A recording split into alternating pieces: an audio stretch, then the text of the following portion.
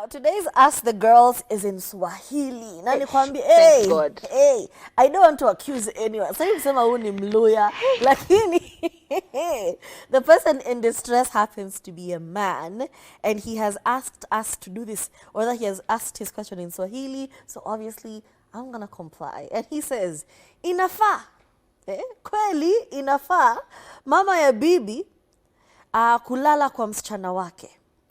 Goes on to say, huyu mama alikuja kwangu mwezi iliyopita akiwa mgonjwa na tukashughulika akapata matibabu, sasa ako sawa lakini harudi kwake nyumbani. Nimeongea na bibi yangu kwa upole, lakini anasema ati sipendi mama yake, sasa ikabidi ninyamaze. Mimi nasikia siko free kwa nyumba yangu. Huyu mama akiwa hapo mpaka inabidi news sioni, na kula chakula naenda kukaa bedroom. Juu huyu mama ako tu hapo wakati mwingine hadi saa 5 usiku akiona sinema za Kikuyu kwa TV. God. Kumkumbagia. Kumkumbagia slaps. Especially hiyo ya 10 to 11. Very nice, okay? Sa hiyo, bibi pia ako hapo na yeye. Hakuji kulala. You know, he's not getting it. Bamchika mama. There's no freedom. He's not breathing. Mother-in-law is here. Sio, mimi sio Mkikuyu, na kikwetu hiyo ni laana. Kukaa kwa mtoto wako ni laana akiwa ameolewa, jameni. Sasa sielewi hii tabia. You know, my guy, me, I understand you. For those who don't get it, he says his mother-in-law came over, or rather came to the city to stay with them for a while because she was unwell. They took her to hospital. She has recuperated. She is in tip-top shape. Baby girl is thriving. However, she ain't going back home, and he is tired. He cannot breathe. He is not free in his own house. He cannot even sit down and enjoy TV because his mother-in-law is watching vernacular TV shows. And he says he's spoken to the wife, and the wife is saying, you don't like my mother. Why don't you love my mother? So he feels like he can't talk about this. So what does he do? Baby, I understand. You know, being in a space where you can't be free in your own house. You know, when you have a guest, you're just waiting for them to leave so that you can be your real self. And he has been performing for over a month, and he's just like, I am tired. I am tired of your mother being around here. I need my house back. My advice to you is to sit down with your wife and tell her, hey, babe, I love you. And I love your mother-in-law, and I love my mother-in-law, and I like your mother, but she has overstayed her welcome. And it's very uncomfortable for me, and I hope you understand. And maybe you don't get to hang out with your mother as often as you'd like to, and maybe we can fix that. But for the time being, I am extremely uncomfortable being around your mom. She has overstayed her welcome. She came here for treatment and it is done. So please, she needs to go back home. And this is coming from a place of love. Address it from a place of love and say, I love you. I really do. But this has become a strain on us. Even our relationship. Imagine, you know, husband and wife do things at night.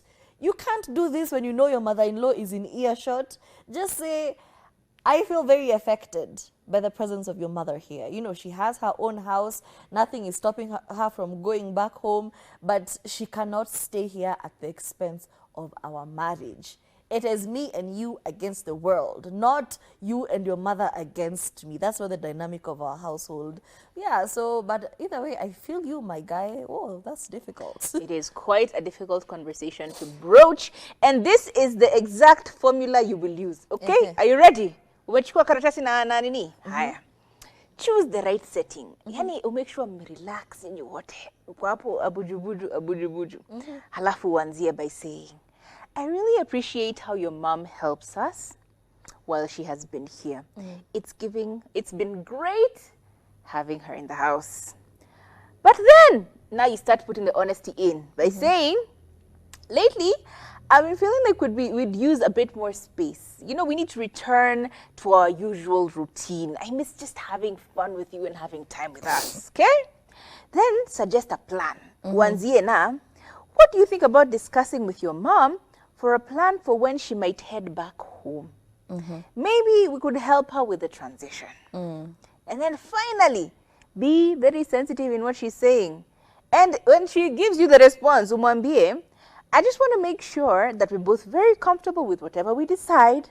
So I'd love to hear how you're feeling about this. And ultimately, keep the focus on the relationship. Not that your mother, Lana, keep the focus on our relationship and how this is going to help us. For example, by saying, I love you, yani nakupenda, nataka tu to make sure vitu zote ziko sawa, you know, we're both in a good place. I think having a little bit more space will really help us. Umeona, nimekupatia the actual mutaratara. Yani nimekupatia ile, hiyo ni cheat codes, You make sure this person is feeling safe. You make sure you're focusing on the thing that is your relationship as opposed to my mother versus you, our culture versus your culture. Just say, babe, I think tunahitaji a bit more space for ourselves. Tunahitaji, yani naona ni kama tumekaa sana bila kukuwa tu na time tu mimi na wewe, yani tuende tu hata out TV, tukuje nyumbani, tupike pamoja, tucheze, to watch movies zetu. You know, try and focus on the relationship between you and her as opposed to your relationship with the mother or her relationship with the mother.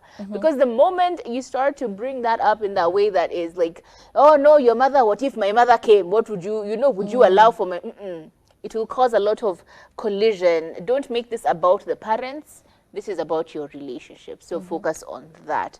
And if that doesn't help you, bruh. I don't know. Bruh, call your parents. Wacha wazazi wakuje wadili wazazi kwa wazazi. Because saa zingine inatakanga you fight fire with fire. So bring the parents, let them all discuss. Why are we doing this? Like also this mother-in-law.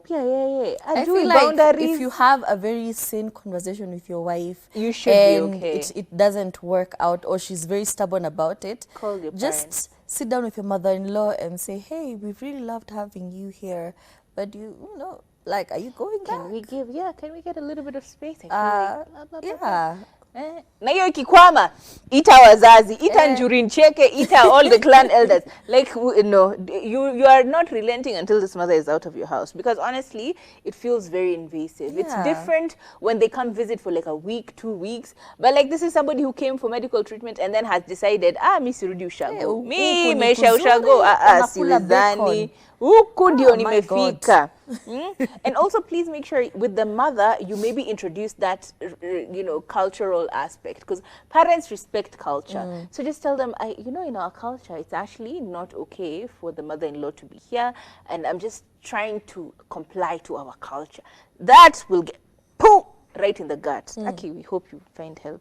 It's difficult. Hey, if there's something I dread. That is the one thing I'm most scared of. Oh my God. In-laws is scary. I try and just maintain a very I toe the line simply because it is so easy to just, thank God for good in-laws. Moving on swiftly, let's talk about it. The men have decided that today, this time, we're talking about it. The question this man is asking is, what made you give up on her even though you were still in love with this person? Like you were still very much in love. Lakini ukasema, nah, I'm out of here. I'm done. Bye.